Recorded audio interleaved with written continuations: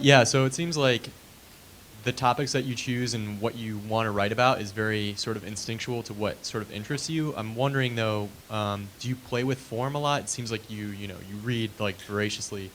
Do you read something and you're like, oh, I'm gonna try and use that, or does it just kind of you just keep writing and then the form just kind of comes naturally to you? It probably seeps in. I probably am less conscious about trying things, but it definitely seeps in.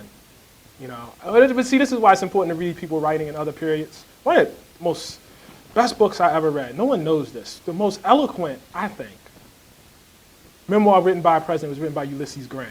People don't think about Ulysses Grant being particularly intelligent, but he was just a beautiful, sharp writer. He has this story he tells, and I'm not going to do it justice, but I'm going to try.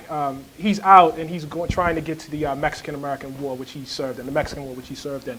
And he's out and there, he's making a journey with somebody else, and he hears all of these wolves around.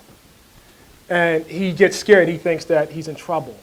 And the person who's older than him says, no, let's go right to the wolves. Let's go, see, what's going on here. And Grant is scared. He's like, maybe not. And the guy says, no, come on, we're going to do this. And they get closer, and the wolves, the baying, whatever wolves do, the howling of the wolves gets louder. And he's getting, more scared as they get closer.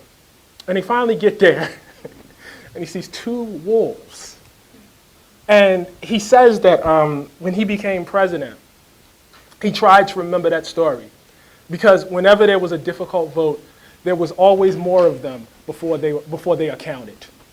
And I love that, because it's such a simple truth. There are always more of them before they are counted. That is true of anything. It's true of my students. Like when I send them out to report, there are always more of them before they are counted. You're scared because you haven't talked to anybody yet.